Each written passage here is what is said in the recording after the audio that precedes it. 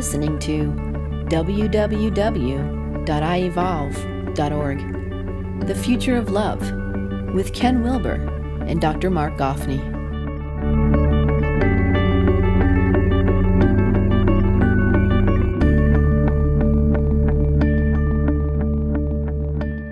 Hello, Mega Panda. Hey. It is good to hear your voice. Are you ready for, oh my God, the future of love? Oh, indeed. Let us love. I mean, I heard a couple of women yesterday saying, I don't want to say this on our public recording here, but here we are, what can I do? I was in the shopping market, and they said, Ken Wilber, he is the future of love. I don't know what that's about, Ken. You got it going on out there. Well, that's certainly true, and I'm glad to see they're plugged into the unfolding and evolving waves of true consciousness. Oh, my God. Indeed.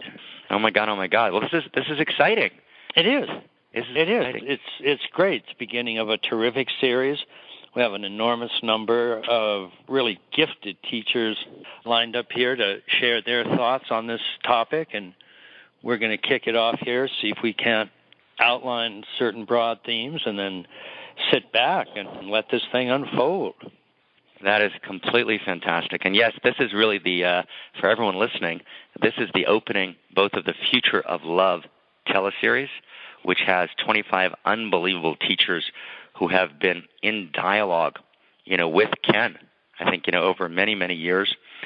Some of them who I've had the privilege of, playing and dancing with in dialogue, and who have really been in deep, kind of their own work. Each one has made a really significant contribution, themselves to the world.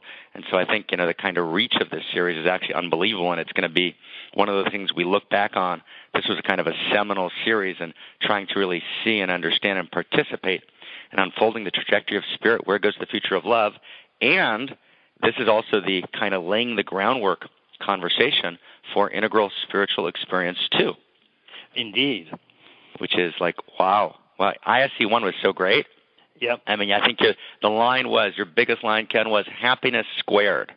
I mean, the room, just as you said that into the room, you could just kind of feel the depth and the falling into the space. And it was such an incredible space of we that was created at that kind of gathering of Integral Experience 1. And we're so ready for, ISC 2. And I think there's going to be like 750, 800 people, like a gathering of the tribe from all over the world. Right. It's really exciting. Right. It is. And like you say, the first one went not only well, I sort of hate patting ourselves on the back here, but I have never heard superlatives about a conference like that one. People were just blown away. It was just absolutely amazing from beginning to end. And it really was itself an epitome of love and the miracle of we. No. There was an extraordinary we space created. It was filled with love, and it just took off from there. Yeah, no, that really is what happened. And each of the teachers that came, brought, such a depth, and there was such a rich diversity from, Krishna Das, who was bringing his, kirtan, and send you an email afterwards saying, I can't believe I was at Ken Wilber's conference with Neem Karoli Baba on the stage with me. there were bisections of worlds, and, Surya Das and Jean and, Diane and Sally, and, it was just a fantastic, and the staff, Nicole, Kelly, did such just really a great, kind of sense of, and that's how you really know it's happening, that there was really love all the way up and all the way down. It wasn't right. Just kind of in front of the room there was love, but kind of, the staff was all killing each other, but actually it was really the opposite. Really at every level you had, McLuhan's true intention of the medium is the message kind of fulfilling itself. So it was really a gorgeous explosion of both integral depth and love. Yeah, absolutely. Absolutely. So we are now gathering for the future of love, integral spiritual experience. And, you talked about the miracle of we in passing. And I thought maybe, Ken, what would be a better place to start as we kind of begin to enter into, the love space, but not in the kind of, with all due respect to everyone, but not in the kind of saccharine, new age, hey, let's just all hang out way, where kind of there's not a sense of what's the depth interior experience. Because, of course, when we talk about love, just the words themselves don't mean much. It means, what is the depth of consciousness that lies beneath the words is, of course, from an integral perspective, what it's all about. So maybe we could just begin, with just hearing from you, something about the miracle of we that you spoke about in integral spirituality, and what is this miracle, and why is it so significant? Yeah, to begin with, integral theory maintains that every event can be looked at from at least 4 major dimensions, and that's an individual and a collective, and then also from the interior and the exterior. So putting those together, we get the interior and the exterior of an individual and a collective.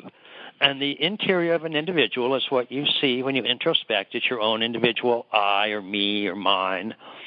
And if we look at your individuality from an objective perspective, then we would see the scientific view. We would see an organism with a triune brain and 2 kidneys and 2 lungs and so on, and that would be an objective view of your individual.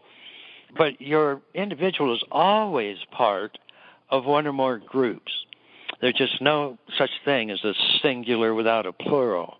Mm-hmm. And so these groups themselves can be looked at from the inside, in which case you have its values, its morals, its center of gravity, its worldview, and it can be studied from the exterior, in which case you have the objective plural systems that make it up, whether these are environmental systems or social systems or the infrastructure that makes up any particular group or society or nation.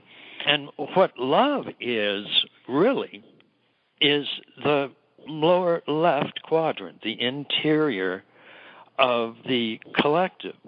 So love is the positive glue that ties together any relationship. And so any relationship forms a we. Mm-hmm. And so what's so important about this we is that it's intrinsic to being. It goes all the way up, all the way down. And if you want to take sort of a spiritual view of this, when spirit manifests itself, it doesn't just manifest as a separate group of individuals, and with insides and outsides, and then they may or may not get together.